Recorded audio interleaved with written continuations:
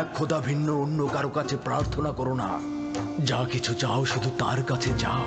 একমাত্র প্রত্যক্ষদর্শী এবং সকল ক্ষেত্রে যার উপস্থিতি, তিনি হচ্ছেন উনি।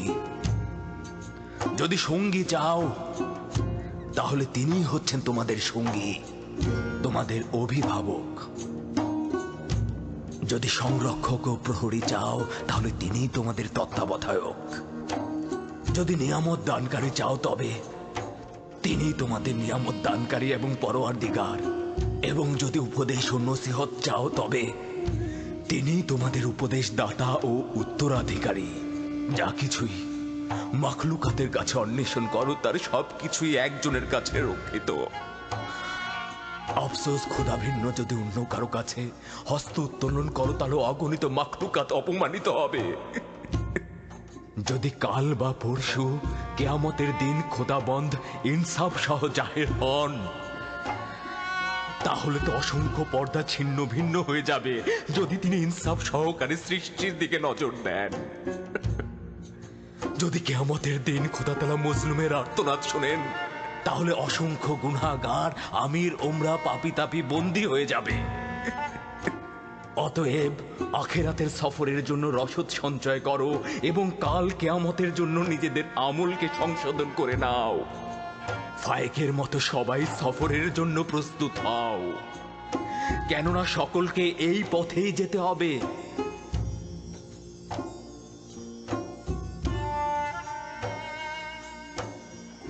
আমার গুনহার শাস্তি সম্পর্কে অবগত করতে এসেছেন। শান্ত হও ইউসুফ, নিজেকে এতটা কষ্ট দিও না। আমি আমার পাপ সম্পর্কে অবগত। আমি কখনোই নিজেকে ক্ষমা করব না। তোমার এই অবগত হওয়াতেই মহান খোদার সন্তুষ্টি। তার আনুকূল্য অপার অসীম যা ইউসুফকে লজ্জিত করেছে। তিনি তো আমাকে আমার প্রিয় পিতা ও অন্যদের চাইতে অধিক ভালোবেসেছিলেন। মহান খোদাবান যার হাতে, সকল কুদরত ও সম্মান তার হাতে। কে আমাকে মিশরের আজিজের রাজমহলে নাজ নিয়ামতে ডুবিয়ে দিয়েছিল? মহান খোদাবানদের হৃদয়ে যে রয়েছে সকল নিয়ামত তার রয়েছে। কে আমাকে জুলেখা ও মিশরের অন্যান্য নারীদের হাত থেকে নাজাত দিয়েছে? মহান খোদাবান্দ, যিনি মুমিনদেরকে মন্দ ও খারাপ কাজ থেকে ফিরিয়ে নিয়ে আসে। যে খোদা আমাকে এভাবে স্মরণে রাখেন আর আমি কিনা তার উপস্থিতিতেই অন্যকে স্মরণে। ইউসুফের কি এই পাপের জন্য রক্তের অশ্রুপাত করা উচিত নয়? আমার তো বিলাপ করতে করতে বুক ফেটে যাওয়া উচিত। গুনাহ করেছি খোদা, পাপ করেছি আমি প্রায়শ্চিত্ত করতে চাই। যদি ইউসুফ তার নিজের ভুলের জন্য এই রূপ অনুতপ্ত না হতো, একইভাবে মহান খোদার দরবারে আনুগত্য পোষণ না করত, তাহলে খোদার আনুকূল্য থেকে বিচ্যুত হয়ে যেত, নবুয়াতের মাকাম থেকে বিচ্যুত হতো। সিদ্ধান্ত ছিল ইউসুফ 1 বছর জেলখানায় থাকবে, কিন্তু এখন এটা 7 বছর বৃদ্ধি করা হয়েছে যেন ইউসুফ তার পাপের প্রায়শ্চিত্ত করে। এবং কারাবন্দীদের হেদায়েত দান করে, কারণ ভবিষ্যতে ইউসুফের অসংখ্য বন্ধু দরকার হয়ে পড়বে। আমি কারাগার আলিঙ্গন করছি, এমনকি যদি সমস্ত জিন্দেগি হয়। শুধু আমার মাবুদ যেন আমার থেকে দৃষ্টি ফিরিয়ে না নেন, শুধু এটাই কামনা করছি। আমি শুকরিয়া জ্ঞাপন করছি, শুকরিয়া জ্ঞাপন করছি।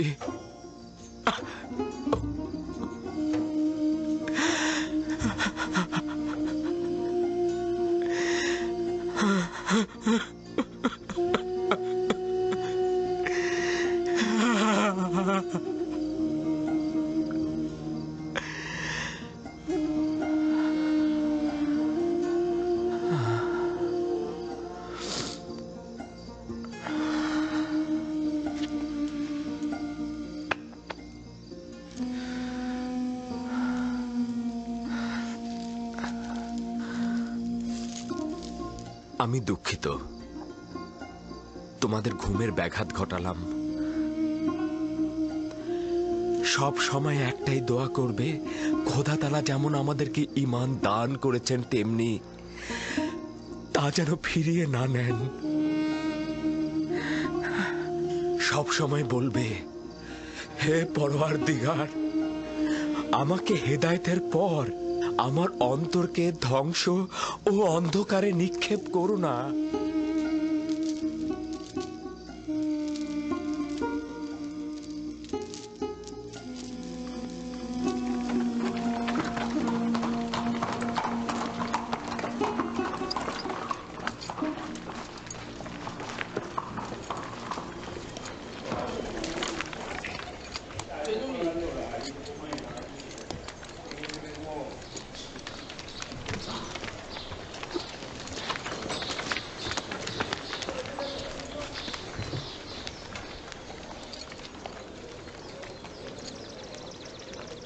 সম্ভাব্য বিপদের মোকাবেলায় প্রয়োজনীয় পদক্ষেপ চিন্তা করেছ তো?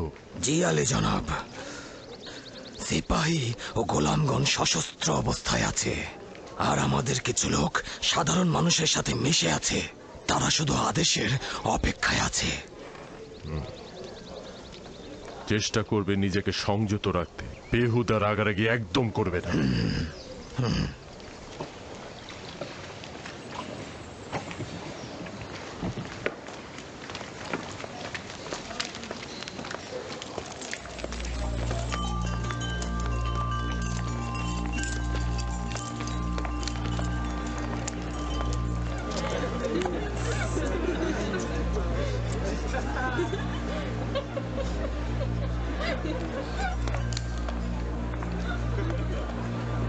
জনাব পদিয়ামুন, আপনাদের অস্ত্রগুলো জমা দিন।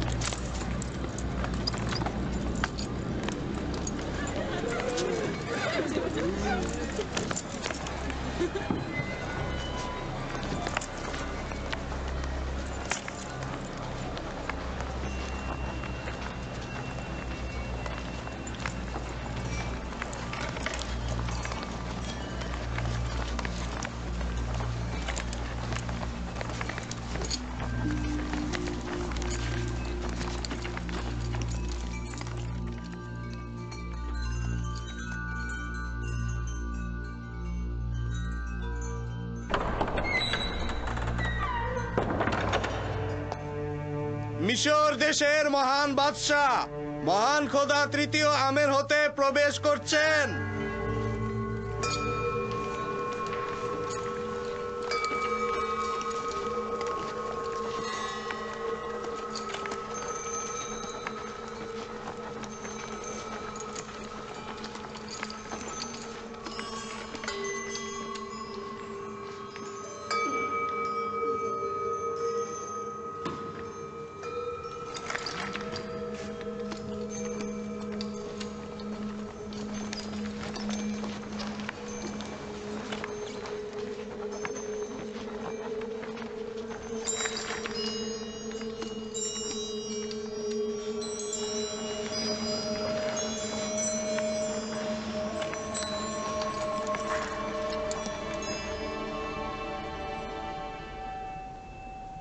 বাবা, জনাব আজ্ঞামোহর, মিশর ভূমির খোদার প্রধান খাদেম, আজকের মেহমানদারিতে খোশ আমদেদ। আপনার উপরেও দরুদ মিশরের মহান খোদা, মহান বাদশাহ তৃতীয় আমেনহোতেপ, মিশরের সকল রাজমহলের শ্রেষ্ঠ বাদশাহ। আচ্ছা, সত্যি করে বলুন তো জনাব আজ্ঞামোহর, যে উপাধি ব্যবহার করলেন তা কি নিজে কবুল করেন? আমাদের সন্দেহ নেই, এবং যা বললাম তা শতভাগ সত্যতা রয়েছে। আমন খোদার খাদেমদের দৃষ্টিতে মিশরের সকল বাদশাই অর্ধ খোদা পদমর্যাদার অধিকারী।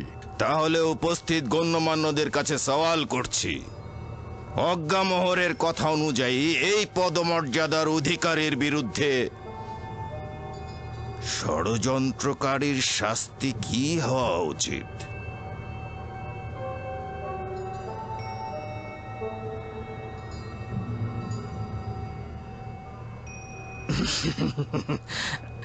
আমার মনে হচ্ছে মহান বাদশাহ, কিছু বদলোকের কুপরামর্শে জনাব অজ্ঞামোহরের প্রতি আপনি সন্দেহ পোষণ করছেন।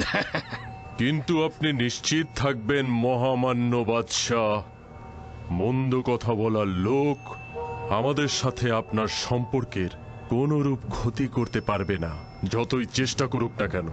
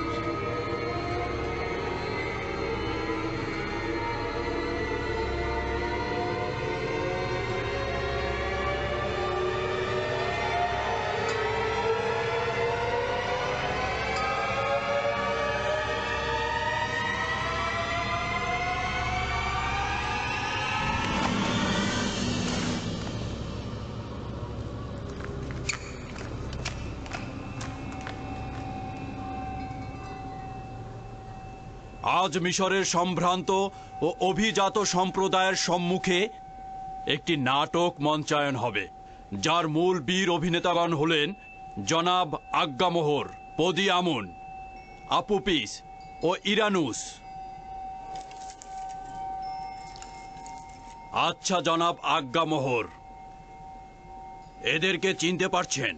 জি, যদি আমি ভুল না করে থাকি, তারা জনাব আমেনহোতেপের দস্তরখানার তত্ত্বাবধায়ক এবং শরাব দানকারী। আচ্ছা, এবাদতখানার সঙ্গে এই দুজনের সম্পর্ক কি, নাকি এখন ওদের কাছ থেকেই শুনতে হবে?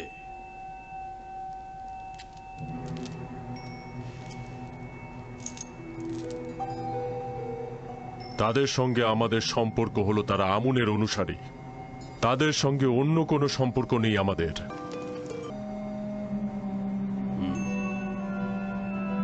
আচ্ছা আপুপিস, তোর কি খবর? জনাব আজ্ঞামোহরের সাথে তোর সম্পর্কের কথা একটু বলবি কি? বল। সত্যি বলছি, আমার সাথে আজ্ঞামোহরের কোনো সম্পর্ক নেই। আমেনহোতেপকে হত্যা করার জন্য কার সঙ্গে চুক্তি করেছিলি সেইটা সবার সামনে বল।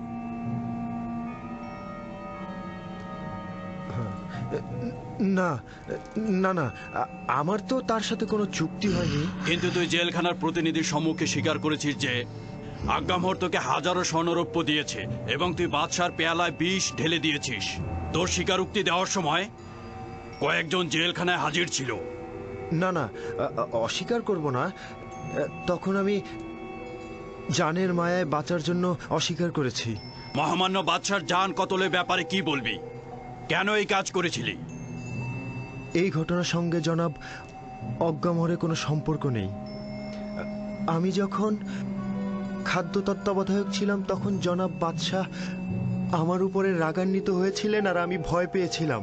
ভেবেছিলাম বাদশাহ আমার জান কতল করে ফেলবেন, সেই কারণেই আমি এটা করেছি। জানো তো, কেউ যদি বাদশাকে হত্যার চেষ্টা করে তাহলে তার শাস্তি মৃত্যু। এটা উত্তম নয় কি? তোমরা আসল পরিকল্পনাকারীর নামটা বলে দাও আর সেই শাস্তি পাক।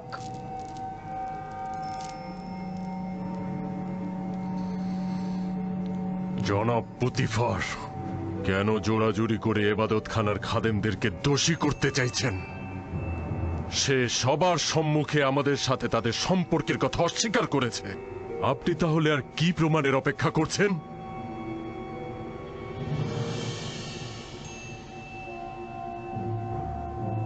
আপনি এখনই উত্তেজিত হবেন না জনাব, কারণ নাটক এখনো বাকি রয়েছে।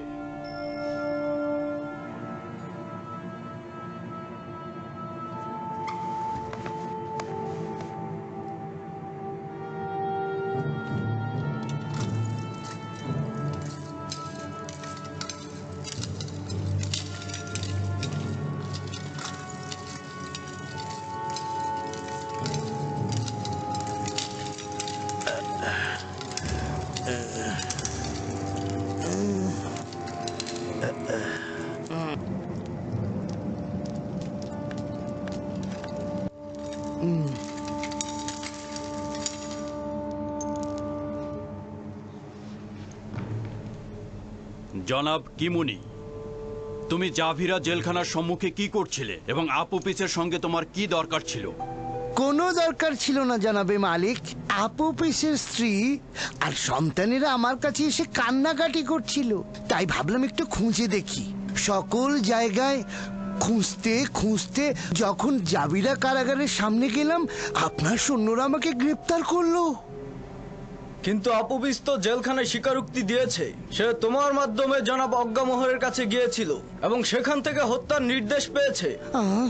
আঘাতের দ্বারা স্বীকারোক্তি, এর কি কোনো মূল্য আছে জনাব হরেনহোভ?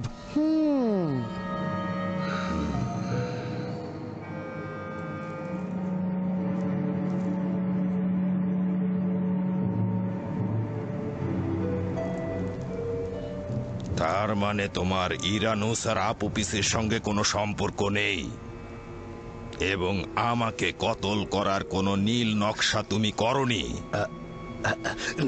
না আমার খোদা বন্দেগার, এদের সঙ্গে আমার কোনো সম্পর্কই নেই। এবং তুই আপুপিস, কিমনি এবং অজ্ঞামোহরের সঙ্গে কোনো সম্পর্ক করিসনি? না আলী জনাব, আমার জনাব কিমুনি ও অজ্ঞামোহরের সঙ্গে কোনো সম্পর্ক নেই। তাহলে কি তুই শুধু শুধু ইরানুসের সঙ্গে মিলে আমাকে হত্যা করার নীল নকশা করেছিস? না আলী জনাব, না, আমি এই ষড়যন্ত্র সম্পর্কে অবগত ছিলাম না। সত্য বলতে কি আলী জনাব, ও এই সব ঘটনা জানতো না। এই সকল ঘটনা আমি নিজেই করেছি। আমি ওর কাছ থেকে সাহায্য চেয়েছিলাম, কিন্তু ও আমাকে সাহায্য করেনি। ও আপনাকে জানিয়ে দিয়েছে।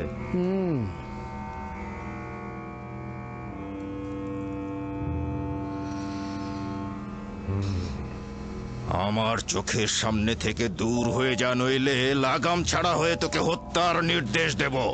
সুস্বাদু খানা পিনা গ্রহণ করুন এবং চলে যান।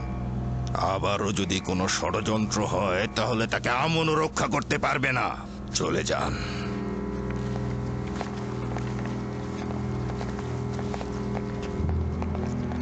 এটা এবাদতখানার খোদা ও খাদেমদের চরম অবমাননা। এরা কাফের, আমুনকে ঘৃণা করে। আমুন এদের জবাব ঠিক সময় মতো দেবে। তুই নির্ঘাত বোকা, নিজের জানকে আজ্ঞামোহরের জন্য উৎসর্গ করলি। যদি হাকিকত বলতি তাহলে এখান থেকে নাজাত পেতি। আমি নিজের জানকে পরিবার ও আত্মীয় স্বজনদের জন্য উৎসর্গ করলাম।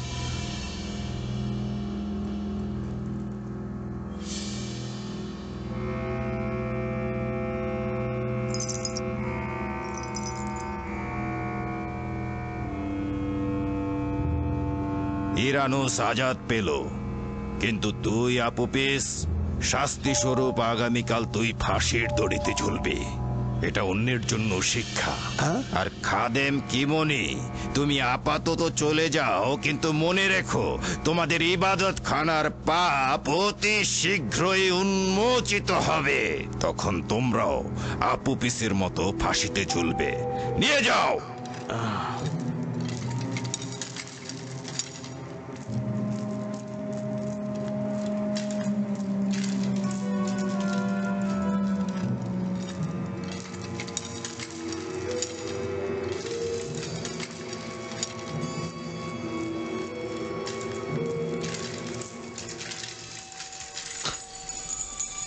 রাজসভা শেষ হলো, সবাই চলে যান।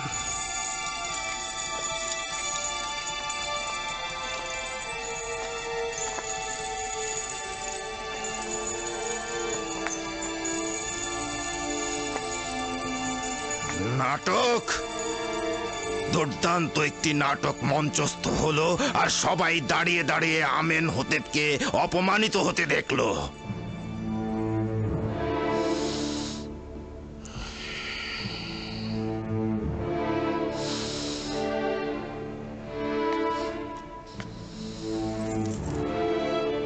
ইরানুস, জি জি জি জি আলী জনাব। তুই কি আমার শরাব দানকারী সাকি নস? জি জি জি আলী জনাব, অবশ্যই। তাহলে শরাব কোথায়? আপনার খেদমতে হাজির জনাব।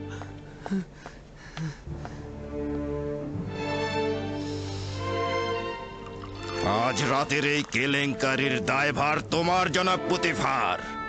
মিশরের প্রধান সেনাপতি শুধুমাত্র তাড়াহুড়ার কারণে একটা সুস্পষ্ট বিষয়কে প্রমাণ করতে পারল না।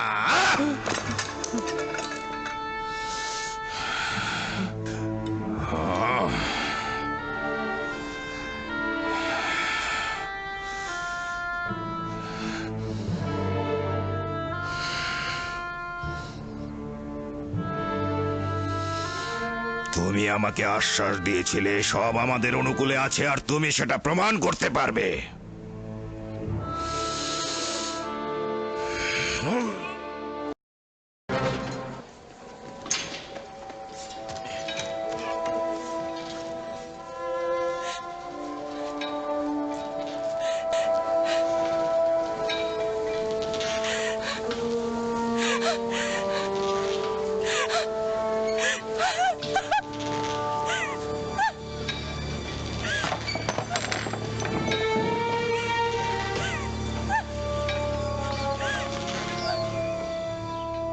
আপুপিস মহামান্য বাদশাহ তৃতীয় আমেন হোতেবের খানসামা খেয়ানতের পাপের ফলে এবং মিশরের দুশ্মনদের সাথে যোগ সাজসে মহামান্য বাদশাহ ও তার সহধর্মিনী ও পুত্র সন্তানের জান কতলের পাপ প্রমাণিত হওয়ায় ফাঁসির রশিতে ঝুলিয়ে শাস্তি প্রদান করা হলো।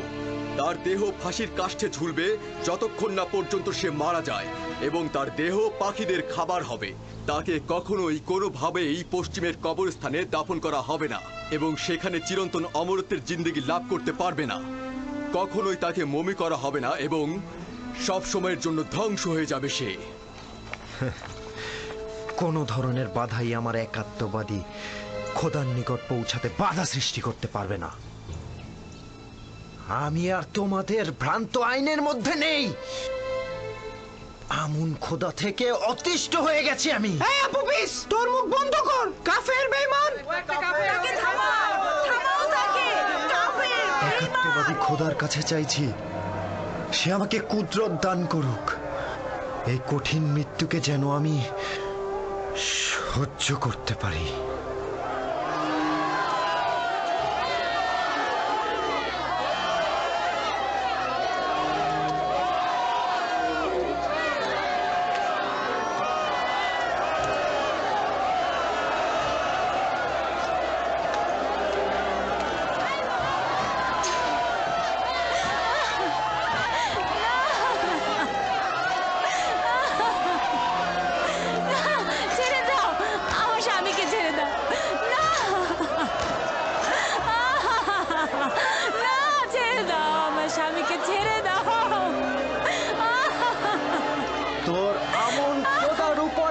লানত তোর উপরে লানত কাফের বেঈমান অজ্ঞামোহর আর ইবাদতখানার খাদেমদের উপরে লানত লানত তোদের উপর আমেন হতে পুতিফার তোর অধিকার আছে, তোর জায়গায় অন্য কারো ফাঁসিতে ঝোলা উচিত ছিল।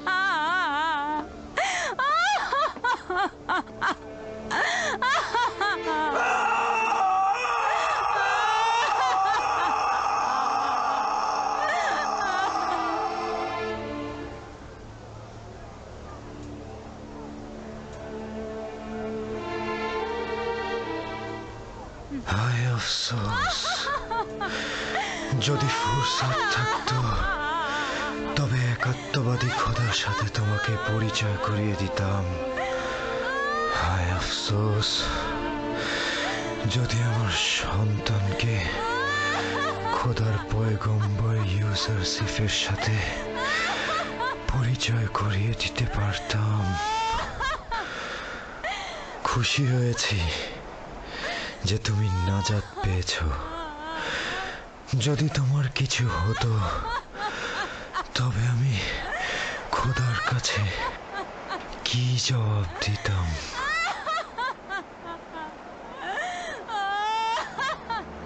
তাকে দেখে মনে হচ্ছে সে হাসছে। ঠিকই তো, আমিও তো তাই দেখছি। বিষয়টা কি? ও কেন হাসছে? আমার মনে হয় সে বিশ্বাস করছে মৃত্যুর পরে সে সর্বোত্তম জায়গা পাবে।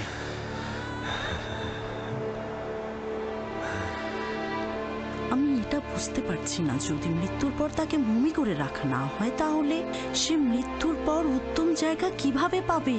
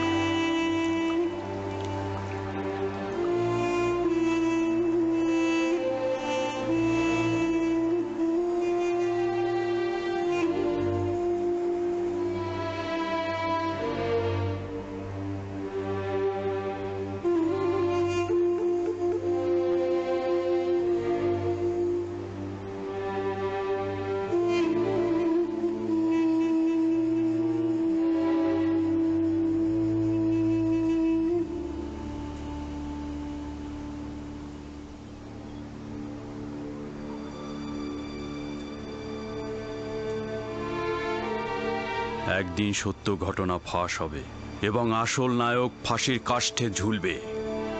একদিন না একদিন অজ্ঞামোহর ও অন্যান্য খাদেমরা তাদের পাপের শাস্তি পাবে। রওনা হও।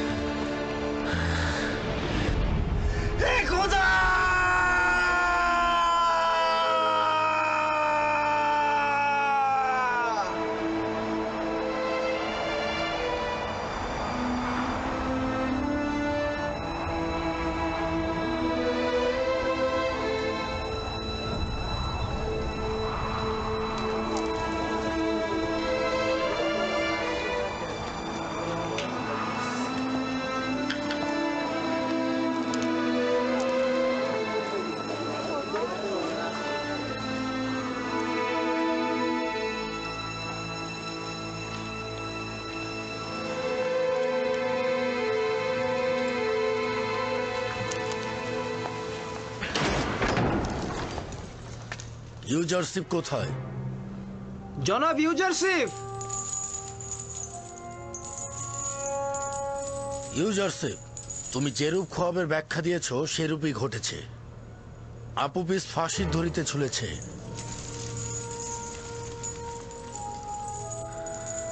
জানতাম।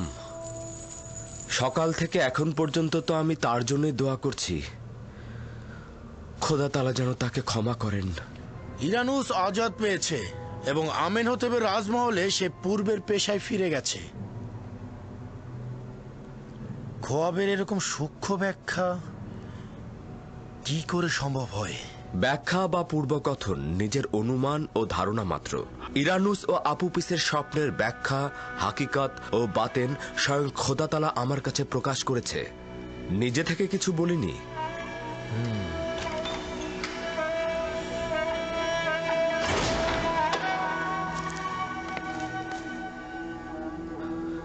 খোদাবন্দ আমাদের সকলকে ও আপুপিসকে ক্ষমা করুক। আগেই কিভাবে অনুমান করলি ইউজারশিপ? জাদু বা শয়তানের সাহায্য নিয়ে, তাই না? যেসব আয়াত সকলের জন্য হেদায়েত স্বরূপ, জালিমদের জন্য সেটা ক্ষতিকারক বই আর কোনো ফল বই নিয়ে আসে না। জালিম তুই নিজে, জাদুকর ও মন্ত্রজ্ঞানী।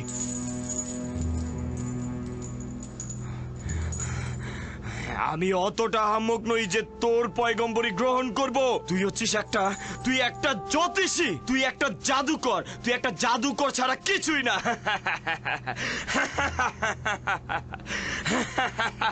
তো নতুন জাদুকর, কি খবর আপনার?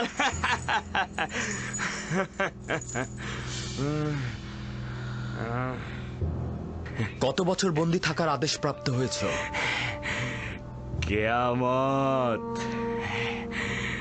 চাবিরা ভুলে যাওয়া গৃহ, অত সহজে এখান থেকে কেউ নাজাত পায় না। শোনো নিনিফার, তুমি খুব দ্রুত এই কারাগার থেকে আজাদ পাবে।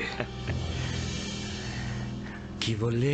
আশা করছি কারাগার থেকে তোমার এই আজাদি তোমাকে শয়তানের বন্ধনী থেকে মুক্ত করতে সাহায্য করবে। তোমরা শুনেছো ও কি বললো? আশা করছি ইউজারশিপের এই কথার হাকিকত যেন না হয় এবং তুই কিয়ামত পর্যন্ত কারাগারে থাকবি। যদি এই ভবিষ্যৎবাণীর ক্ষুদ্রতম অংশ ফলে যায় তবে তোর প্রতি ঈমান আনবো, আর যদি না হয় তবে ভাববো তুই শুধুমাত্র একজন জাদুকর ও জ্যোতিষ। মৃত ব্যক্তিগণ শুনতে পান না। হকের পায়গাম ও সত্যের কালাম তাদের কর্ণকুহর দিয়ে অন্তরে প্রবেশ করে না। আর কখনো যদি হকের আওয়াজ শুনতেও পায়, হয় তাকে অস্বীকার করবে, নয়তোবা মিথ্যা প্রমাণ করতে একেবারে উঠে পড়ে লাগবে। এসো আপুপিসের আত্মার মাগফিরাত কামনা করে খোদাবন্দের কাছে দোয়া করি। হে পরওয়ারদিগার, আপুপিসের রূহকে অফুরন্ত রহমত প্রদান করো, তাকে ক্ষমা করো, তাকে মাফ করে দাও।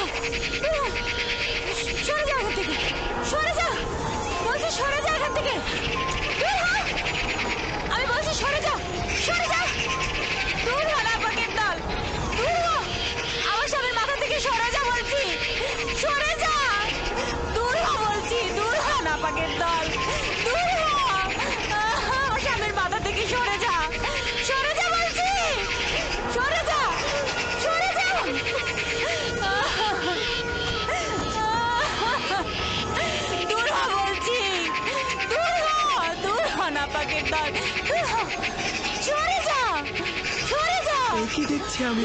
আপুপিস তো স্বপ্নে এই দৃশ্যটাই দেখেছিল। ইউজারশিপও বলেছিল তুমি এইভাবেই মারা যাবে। তোমরা কেউ কিছু করছো না কেন? আমার স্বামীকে খেয়ে ফেলছে। তোমরা ওকে নিচে নামিয়ে আনো। দূরে সরে যাও, দূরে সরে যাও বলছি। আনছো না কেন? কেন আনছো না? কেন তাকে মুক্তি দিচ্ছ না? আদেশ রয়েছে যে সে ফাঁসির দড়িতে ঝুলবে। আনছো না? সরে যাও, দূরে সরে যাও বলছি। নামিয়ে আনো। লানত তোমাদের উপর, লানত অজ্ঞামোহরের উপর, লানত আমেন হতেবের উপর, প্রতিবার অন্যান্যদের উপর যারা আমার স্বামীকে কতল করেছে। আমার স্বামী আপুবিসকে আমার কাছ থেকে নিয়ে গেছে। শান্ত হও তুমি। যে ঘটনা ঘটেছে তাতে আমাদের হাত নেই, কিচ্ছু করার নেই। শান্ত হও, ধৈর্য ধরো, ধৈর্য ধরো তুমি।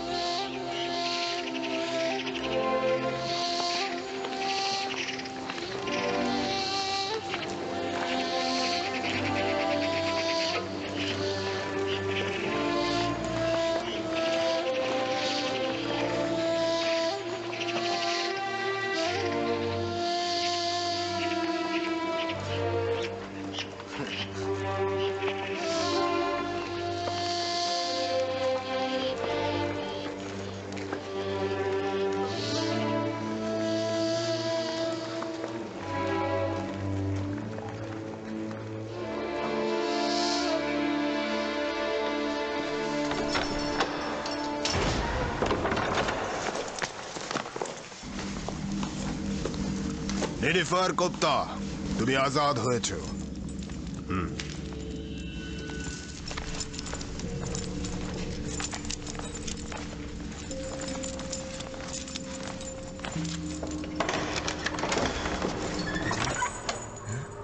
আমি আজাদ, আমি আমি আজাদ হয়ে গেছি।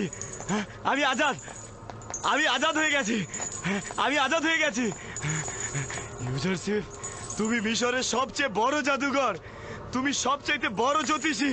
তুমি জাদুকর। তুমি 12 বছর আগে চুরি, নানা রকম কুকীর্তির কারণে কারাগারে বন্দী হয়েছিলে। কিয়ামত পর্যন্ত তোমার জেলে বন্দী থাকা উচিত ছিল, কিন্তু আমনের খাদেমগণ তোমার মুক্তির জন্য তাগাদ দিয়েছেন। তারা ধারণা করেছেন যে তুমি পাপাচারের পথ ছেড়ে দেবে আর আমনের ইবাদত খানায় খেদমতগার হিসেবে নিজেকে খেদমতে নিমগ্ন করবে। যদিও বিশ্বাস হয় না, তবু চাই ইবাদতকারীদের আকাঙ্ক্ষা তুই পূরণ করবি।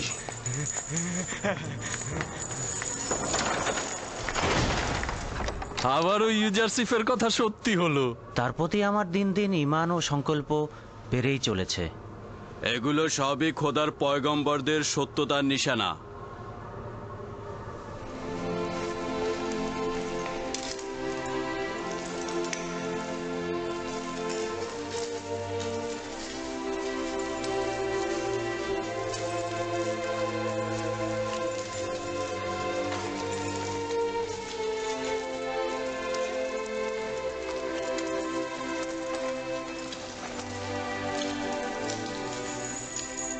হে খোদার নবী, আমাদেরকে ওয়াজ নাসিহত করবেন না? কখনো কখনো আম্বিয়া একরাম কিছু মানুষও হেদায়েত প্রদানে সক্ষম হন না। যদি কোনো জীবিত মানুষ সত্যকে উপলব্ধি করতে না পারে, তাহলে সে মৃত। তখন সে সত্যকে উপহাস করবে, তখন সেই প্রমাণিত সত্যকেই সে মিথ্যায় রূপান্তরিত করবে।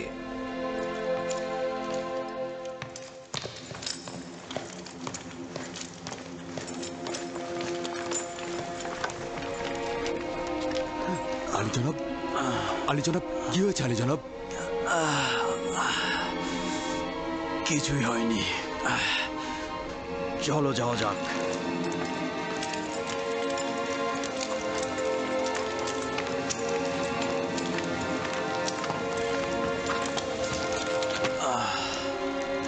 চলো রওনা হও।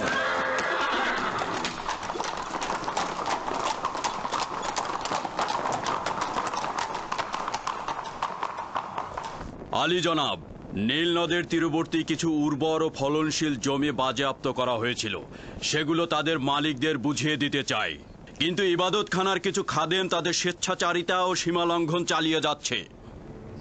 এই স্বেচ্ছাচারিতা আমি বরদাস্ত করব না। হয় আমুনের খাদেমরা থাকবে, নয়তো আমি। আপনারা কেন মূল কারণ খুঁজে বের করছেন না? মুশকিল হলো এই আইনের ভিত্তিগুলো। আমাদের মিশরে আমুনের ইবাদতকারীর সংখ্যা অনেক বেশি। আসল মুশকিল হলো যেই সব খোদা নিজে চলতে না পেরে খাদেমদের দ্বারা আইন সৃষ্টি করে। আমাদের উচিত হবে এই আইনগুলো আগে পরিবর্তন করা। আমুনের ইবাদত হচ্ছে মিশরের প্রাচীন আইন। এটা খুব সহজেই উপড়ে ফেলা কি সম্ভব? একটি ভুল দীর্ঘদিন হওয়া যুক্তিপূর্ণ নয়। যতদিন মিশরে এই আইন থাকবে ততদিন স্বেচ্ছাচারিত ও লুটতরাজ থাকবে। আলী জনাব, আমি এক যুবক কয়েদিকে চিনি যার কথার সঙ্গে আপনার কথার একদম মিল রয়েছে। আপনি যদি হুকুম করেন। আলী জনাব, কি হলো আপনার? আলী জনাব, দ্রুত দরবারের চিকিৎসক সিনহাকে খবর দাও। যাও, তাড়াতাড়ি করো।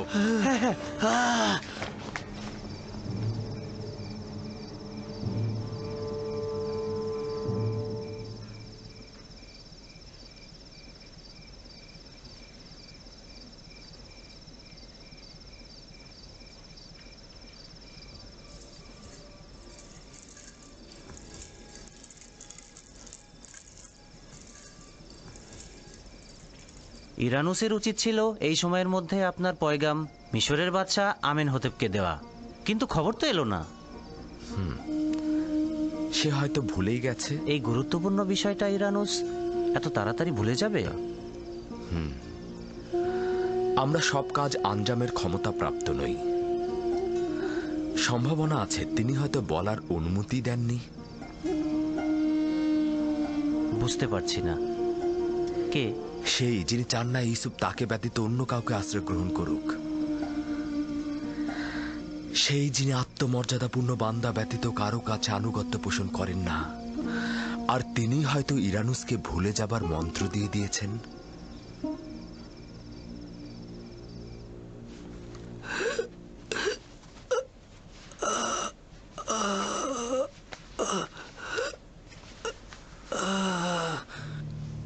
আমি কি বলতে চেয়েছিলাম?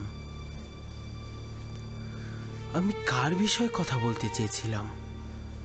রাজকুমার অসুস্থ হওয়াতে সবকিছু ভুলে গেলাম।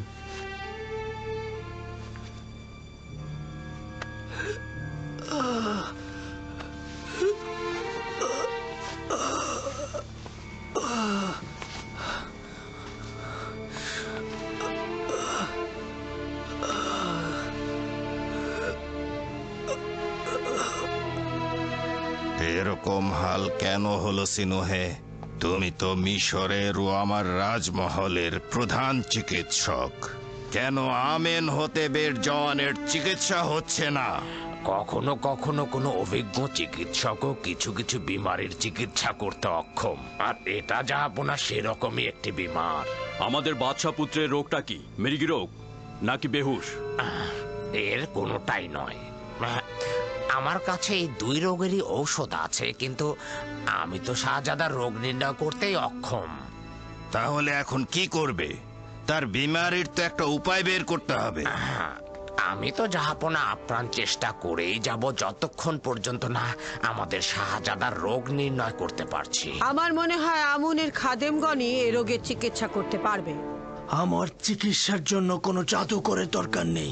লানত তাদেরকে যারা পেট পূজা ও লুটতরাজ ছাড়া কিছুই বুঝে না, ওই সকল খোদা ও তার খাদেমদের উপর। তোমার উচিত না ইবাদত খানার খাদেমগণকে নিয়ে কোনো কটূক্তি করা। বন্ধ করো বানু। এমন কাউকে আমার দরবারে স্থান দেব না যারা আমুন ও তার খাদেমদের সাহায্য করে। যাও।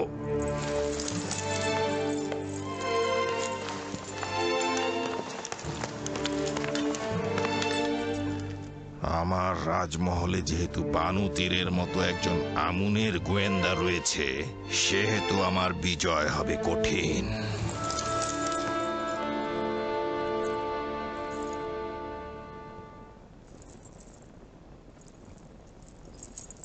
হে মহান আমুন, তোমাকে ছাড়া আমার আর কোনো আশা নেই। কেন আমাকে সাহায্য করছো না? আমি কি তোমার দরবারে প্রয়োজনীয় জিনিসপত্র হাদিয়া স্বরূপ দেইনি?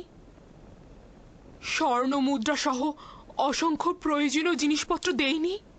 তোমাকে সাজাতে মূল্যবান অলংকার ও পোশাক পরিচ্ছদ দিয়েছি, তাহলে কেন সাহায্য করছো না? যদি তুমি বান্দাদের চাহিদা পূরণ করতে না পারো, তাহলে কেন আমরা তোমার ইবাদত করব? কেন তোমার সামনে মাথা নত করব? কার কাছে হাত পাতবো? কিন্তু আমার বানু, আপনি হচ্ছেন আমুনের সহধর্মিনী এবং তার ইলাহিদের একজন। কিভাবে আশা করেন আমুন আপনাকে ইশক করতে সাহায্য করবে? কোনোদিনই করবে না। থামো বলছি। কেন আমাকে রাগান্বিত করছো? এটা কেন বুঝতে পারছো না? যদি আমি আমুনের খেদমতগারদের সহধর্মিনীদের ঘরে থাকতাম, তাহলে তারা আমাকে নিজেদের ইচ্ছে মতো ব্যবহার করত। তাহলে ইউজারশিপের প্রতি হাত বাড়লে কি সমস্যা? বানু, আপনি কেন বুঝতে পারছেন না আমুনের খাদেমরা? চুপ করো তুমি। আমি আর কিছু শুনতে চাই না। ঠিক আছে আমার বানু, যদি আমাকে অপমানিত করে আপনি আনন্দিত হন, তাহলে আমি নিশ্চুপ থাকছি। কিন্তু এতে আমার কি কোনো দায় আছে? তুমি দায়ী। তোমার তীর্যক কথা দিয়ে আমার মনকে বিষাক্ত না করে সুন্দর একটি পথ বলে দাও কারিমামা। আমি তো পূর্বেও বলেছি, কিন্তু আপনি কর্ণপাত করেননি। কেন জনাব পুতিফারের কাছে যাচ্ছেন না? যেভাবে আপনি তার মাধ্যমে ইউজারশিপকে কারাগারে পাঠিয়েছেন, ঠিক একইভাবে তার মাধ্যমে ইউজারশিপকে আজাদ করুন। পুতিফার আমার কাছে জানতে চাইবে না যে কেন আমি তাকে জেলে পাঠালাম, আর কেনই বা এখন তাকে ছাড়াতে চাচ্ছি? তোমার প্রস্তাব তোমারই মতো কারিমামা।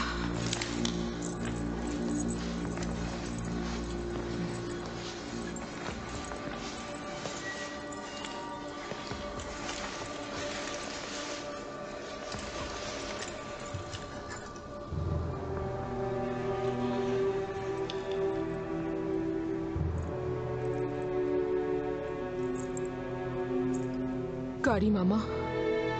জি আমার বানু। ভুল কি আমার নাকি এই আয়নার? আমাকে বিবর্ণ মনে হচ্ছে কেন? আপনি চিন্তিত হবেন না আমার বানু, সাজসজ্জা করলে সব ঠিক হয়ে যাবে।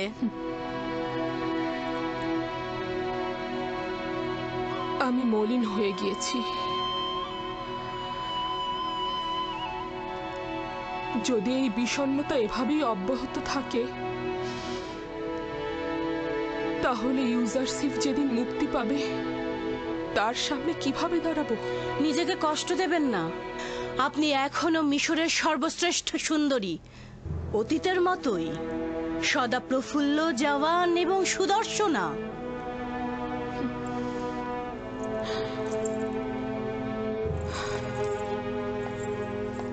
আমি পারবো না এই বিরহ সহ্য করতে। আমাকে কিছু একটা করতেই হবে।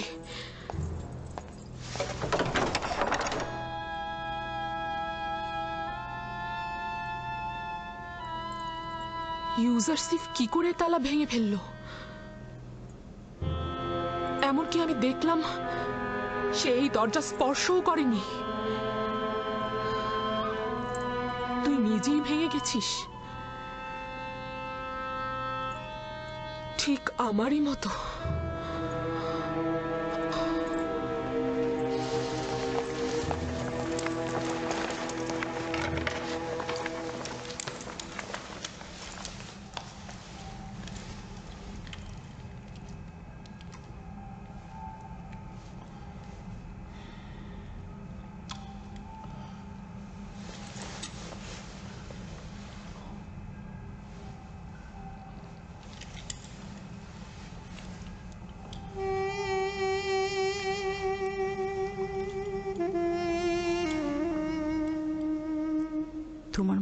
আছে একে অপরকে দুজন কত ভালোবাসতো। এটা কি জিন্দেগি? পশ্চিমের মৃত ব্যক্তিদের দুনিয়াও এর চেয়ে অধিক আনন্দের। বানু তার নিজের কামনা বাসনার জন্য এই গৃহকে নির্জীব করে ফেলেছে।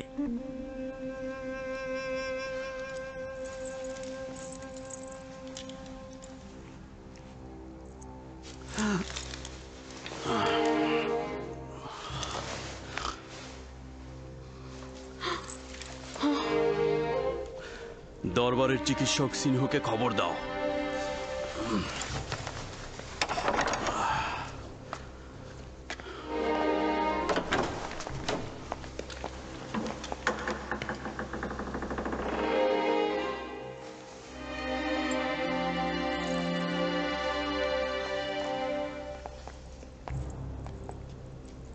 আলী জনাব পুতিফারের হাল হাকিকত ভালো মনে হচ্ছে। দেখেছি আমি, আমার কিছুই করার নেই। তার চিকিৎসক দরকার, আমাকে নয়। আমাকে দেখে তার অবস্থা আরো খারাপ হচ্ছে।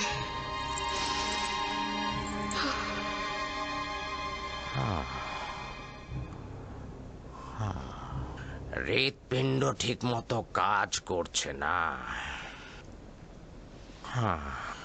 উচিত হলো ক্রোধ ও পেরেশানিকে সম্পূর্ণ নিয়ন্ত্রণে রাখা আর পরিপূর্ণ বিশ্রামে থাকা।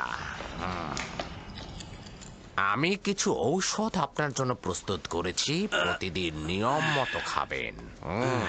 আর ঔষধ শেষ না হওয়া পর্যন্ত চলাফেরা সম্পূর্ণ নিষেধ। কি করছেন আলী জনাব?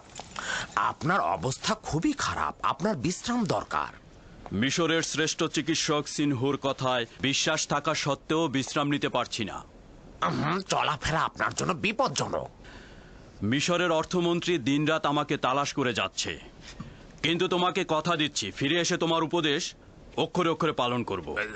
শুনুন, আমি কিন্তু বাদশাহ আমিন হতেবকে বলে আপনার সমস্ত কাজ কেড়ে নেব। আমি চিকিৎসার দায়ভার গ্রহণ করব না আলী জনাব।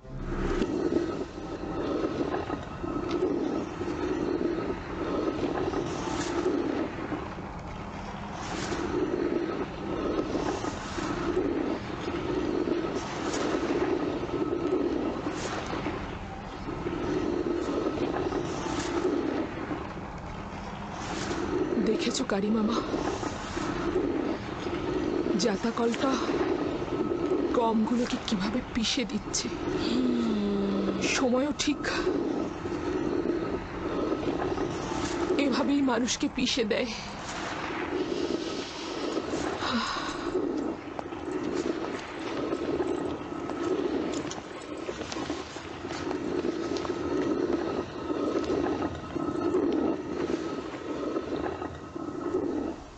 ইউজারসিফ 8-9 বছর হলো জেলখানায় রয়েছে, কিন্তু জুলেখাকে দেখে মনে হচ্ছে তার বয়স 20 বছর বেড়ে গেছে। নিজের কাছে নিজেই অপরাধী। ইউজারসিফকে জেলখানায় পাঠিয়ে এখন নিজে নিজেই কেমন কষ্ট পাচ্ছে।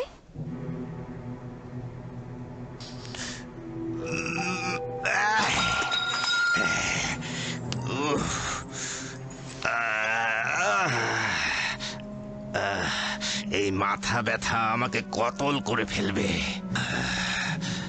জলদি সিন হয়েকে ডাকো, সিন হয়েকে ডাকো তাড়াতাড়ি।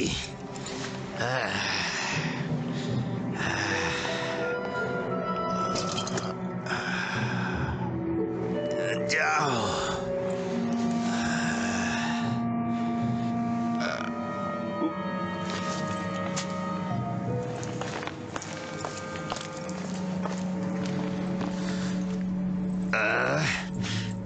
যাও। আপনি অতিরিক্ত পান করছেন আলী জনাব।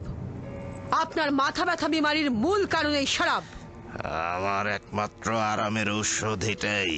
যদি এটা আমাকে ডুবিয়ে না রাখতো তাহলে আমি অনেককেই কতল করে ফেলতাম। মিশরের মহামান্য বাদশাহ জনাব আমেন হতেব দীর্ঘজীবী হোক। ইরানুস, 1 গ্লাস পানি নিয়ে এসো, আলী জনাবকে ঔষধ খাওয়াতে হবে।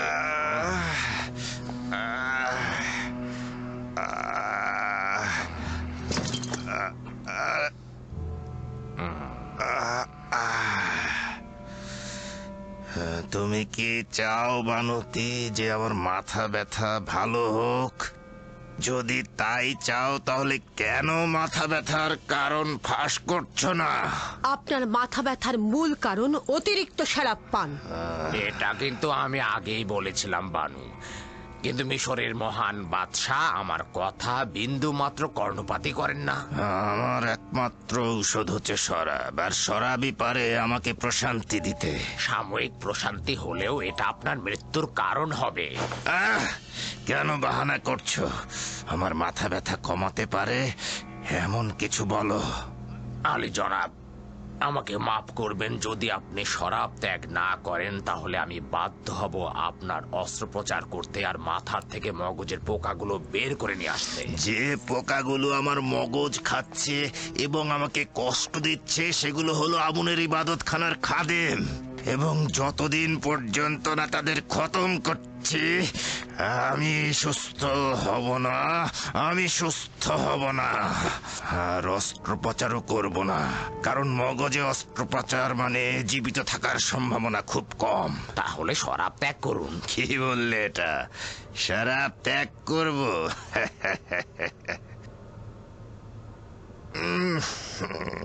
তাহলে এটা খাবো।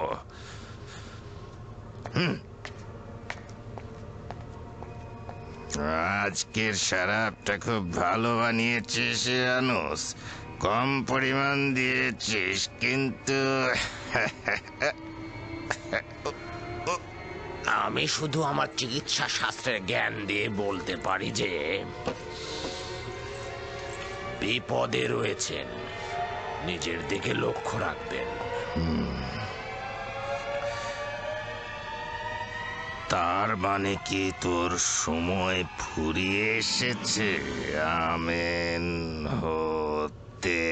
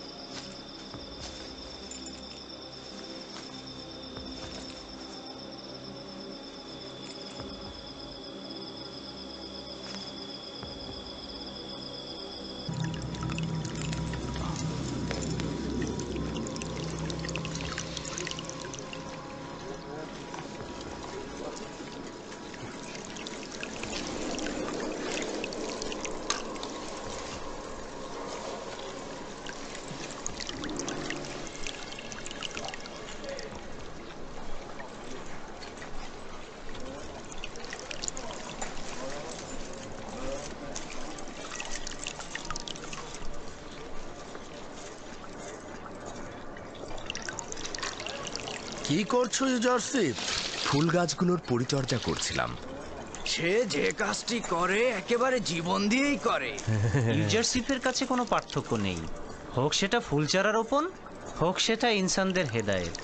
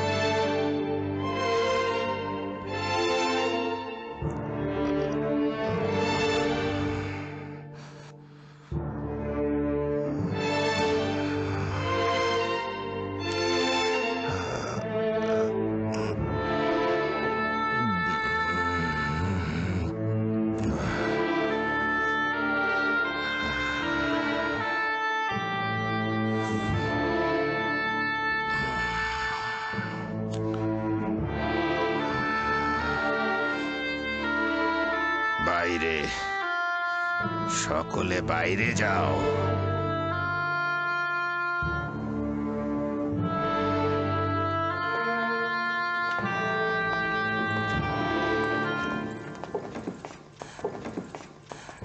শোনোনি, আমি বলেছি সকলে বাইরে যাও। তুমি না, তুমি থাকো শুধু।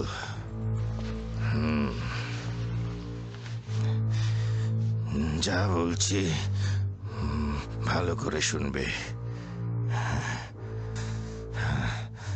তোমার আম্মা জান আমুনের ভক্ত এবং খুবই গোড়া। সে রাষ্ট্রীয় কাজে কোনোভাবেই যেন হস্তক্ষেপ করতে না পারে।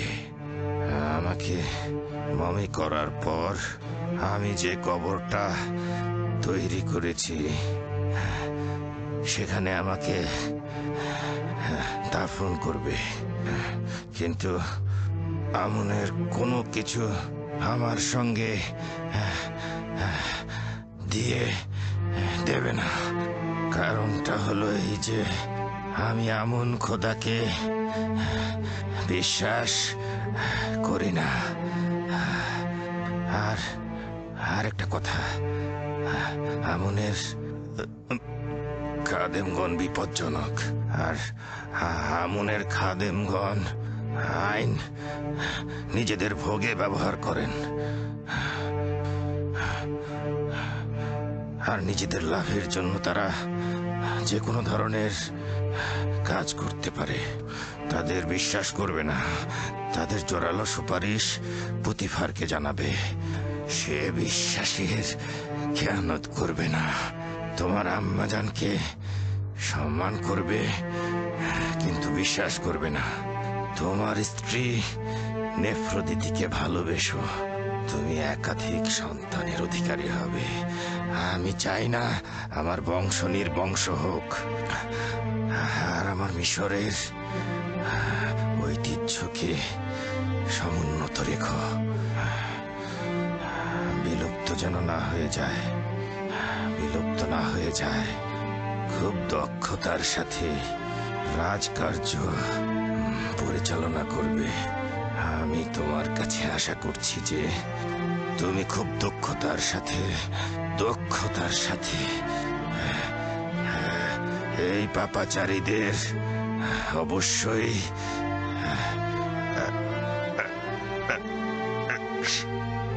শাস্তি প্রদান করবে। খোদা হাফেজ।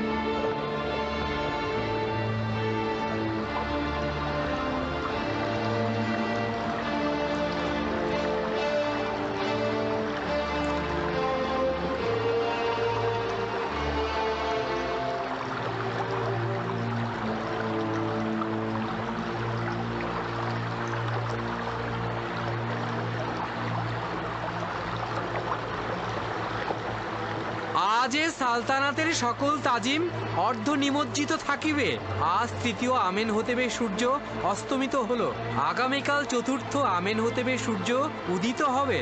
আজকে তৃতীয় আমেন হতেবকে মমি করা হবে, আর আগামীকাল চতুর্থ আমেন হতেবকে সিংহাসনে বসানো হবে।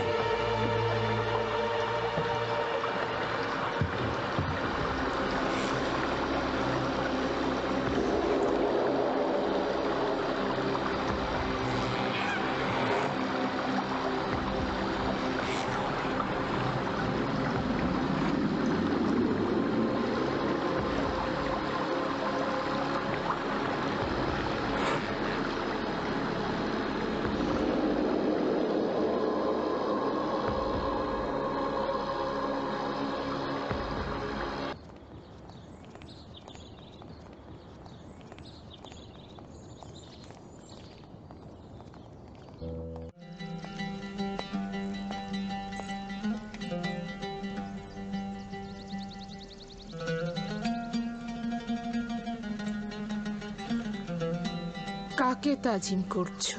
বানু জুলেখাকে তাজিম করছি। পুতিফারের রাজমহলের আপনি তো বানু। বানুর তো আর কিছুই অবশিষ্ট নেই, না শান শওকত, না সেই রূপ লাবণ্য। আমার বানু, নিজেকে সবসময় এতটা অপবাদ দেবেন না।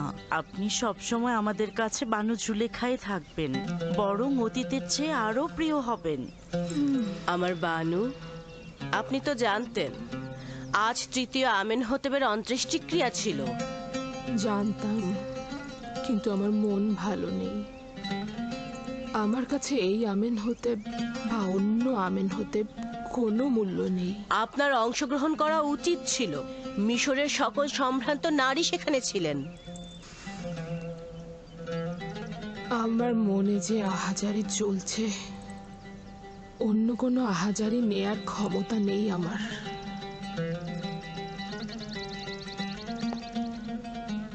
তাহলে আগামীকালের জাসেনের কি করবেন? সিংহাসনে আরোহণের জাসেনে অংশগ্রহণ না করে থাকতে পারবেন? ও, আগামীকাল জাসনে যেতে বাধ্য আমি, কিন্তু এই বার্ধক্য লুকানোর জন্য সাজসজ্জা অলংকারাদি কিভাবে সম্ভব? আমি পারবো না।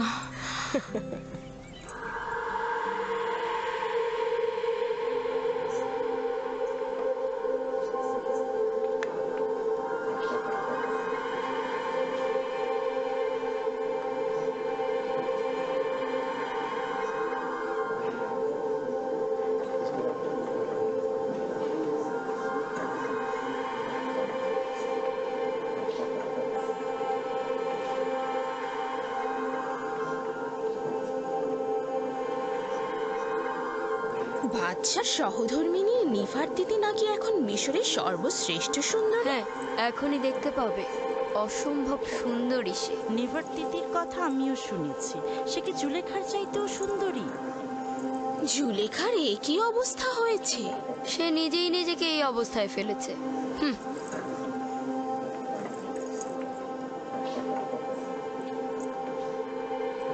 আমি শুনেছি যে চতুর্থ আমেন হতেব নাকি আমাদের আমন খোদায় একেবারে বিশ্বাসী নয়। যদি বিশ্বাসী নাই হয় তবে কি করে অজ্ঞামোহর তার মাথায় মুকুট পরায়? এটা একটা আনুষ্ঠানিকতা, কোনো উপায় নেই। প্রাচীনকাল থেকেই প্রধান খাদেম আর আজিজে মিশর বাদশার মাথায় মুকুট পরিয়ে থাকেন।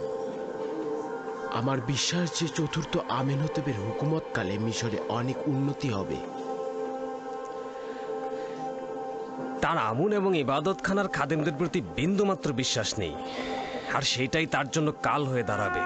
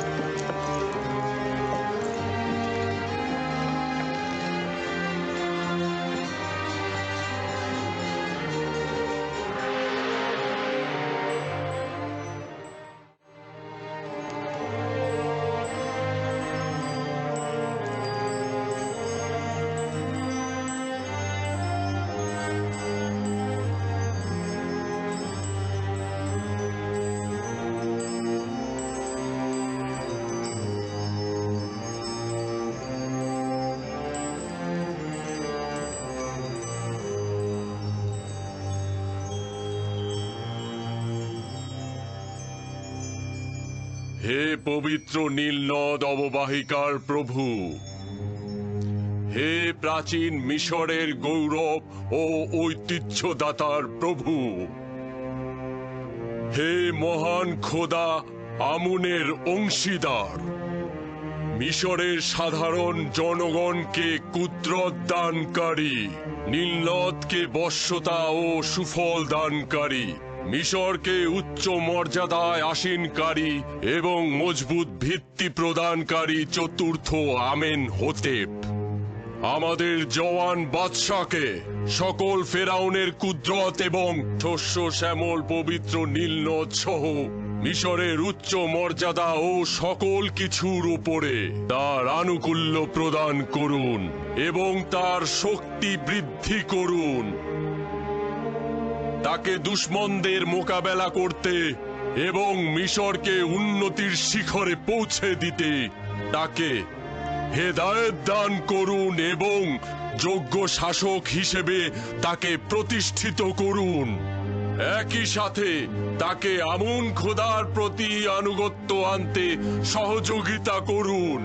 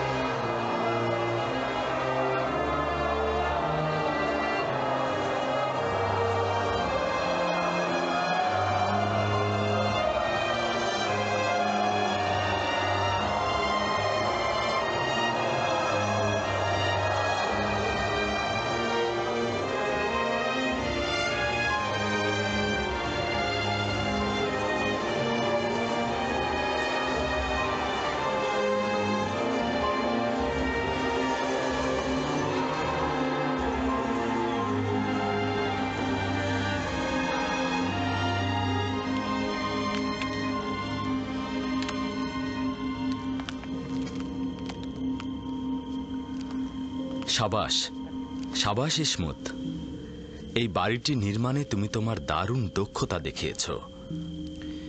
আমি পূর্বেও বাড়িঘর নির্মাণকারী ছিলাম, মিশরে অনেক বাড়িঘর তৈরি করেছি। আমরা কিন্তু সবাই তোমারই মতো। আমরা নিজেদের মতো করে দুনিয়াটা তৈরি করি, তারপর সব কিছু ছেড়ে ছুড়ে চলে যাই।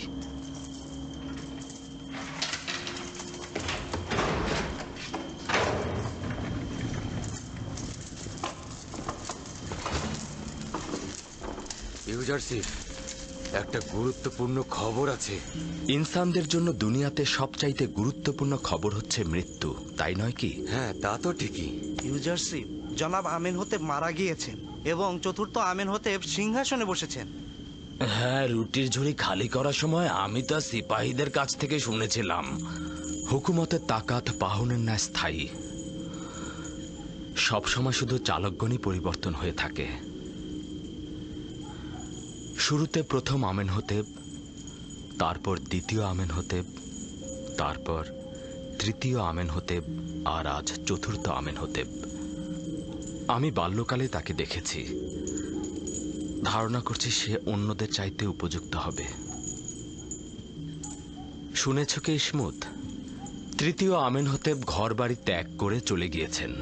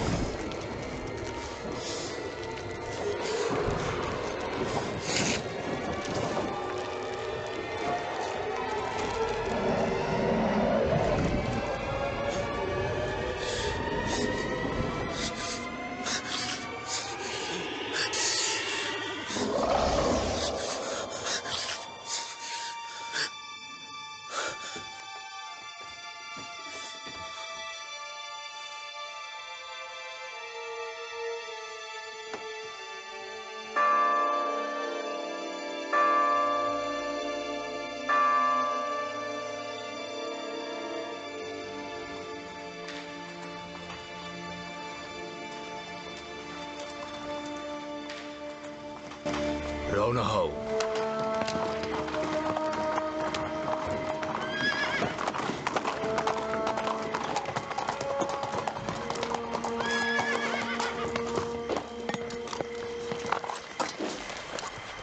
কে তুমি? এত রাতে এখানে কি চাও? বাদশাহ চতুর্থ আমেনহতেবের পক্ষ থেকে এসেছি। আজ্ঞামোহরের জন্য পয়গাম আছে। অপেক্ষা করুন, জনাব পদিয়ামুনকে খবর দিচ্ছি।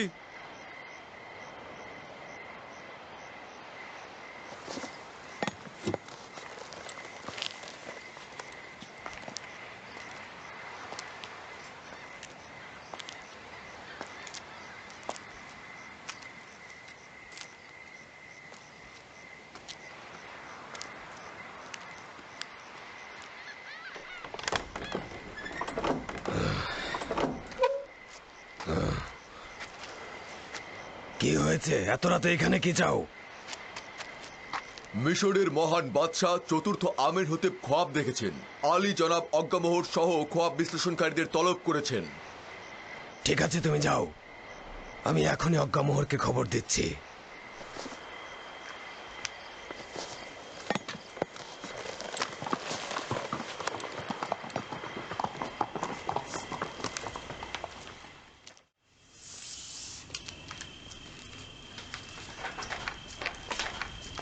আলী জনাব, আমি না হয় গিয়ে হরেনহবকে বলবো আপনি বিমারির কারণে বাদশার রাজ দরবারে যেতে সক্ষম হচ্ছেন না। না না, পুতিফার আজ পর্যন্ত নিজের প্রভুর ফরমান পালনে এক মুহূর্ত অজুহাত দেখায়নি। এখন কি করে দেখাবে? আর অসুস্থতা, এটা তো একটা নিছক বাহানা। বিষয়টা কি সেটাই বলো। জানি না, হরেনহব বলছিল গুরুত্বপূর্ণ তলব। দেখেছো অর্ধরাতে কিভাবে আমাদের ঘুম হারাম করে দিল। এত রাতে আমাদের বিরক্ত না করে সকালবেলায় তো তার খোয়াবের ব্যাখ্যা চাইতে পারতেন। কয়েকজন খোয়াব ব্যাখ্যাকারীকে খবর দাও আর অতি দ্রুত আমার সঙ্গে দেখা করতে বলো। যাও, দ্রুত করো, যাও। ঠিক আছে আলী জনাব।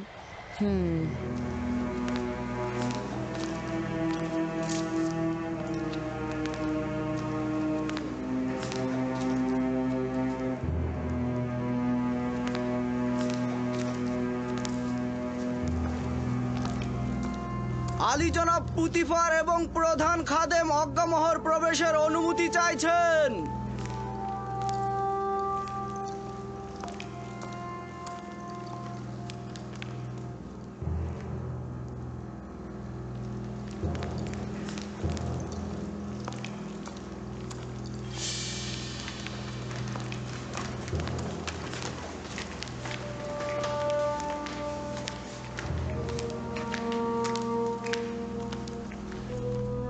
দরুদ মহামান্য বাদশাহ জনাব আমেনহতেবের জওয়ান। দরুদ আপনাদের উপরেও। মহামান্য বাদশাহ, আমি চিন্তিত ছিলাম। আপনার কি হয়েছে? আশা করছি যে অপ্রীতিকর কিছু ঘটেনি। আজীব খোয়াব দেখেছি আমি। সম্ভবত অপ্রীতিকর হতে পারে, আবার নাও পারে।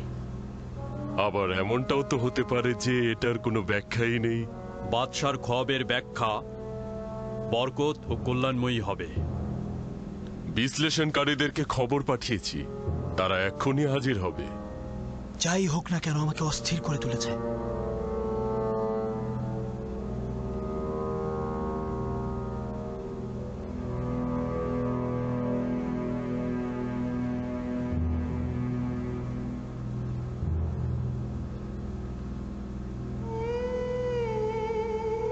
ইরানুস, তোমার খোয়াবের ব্যাখ্যা হচ্ছে এই যে 3 দিন পর তুমি তোমার পূর্ব পেশায় ফিরে যাবে এবং আমেনহতেবের সাক্ষী হিসেবে সম্মান ও মর্যাদা পাবে। ইরানুস। জি জি জি জি আলী জনাব। তুই কি আমার শরাব দানকারী সাকি নস? জি জি জি আলী জনাব, আপনার খেদমতে হাজির জনাব।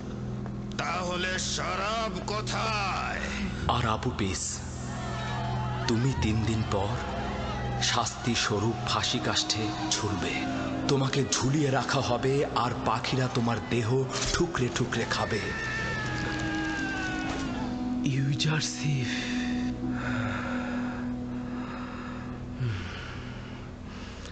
আমি এটাই ভুলে গিয়েছিলাম। 7টা বছর পার হয়ে গেছে। সম্মানিত বানু, আমার কাছে বাচ্চার এই খোয়াবের জন্য ভালো পথ রয়েছে বানু, যদি অনুমতি দান করেন।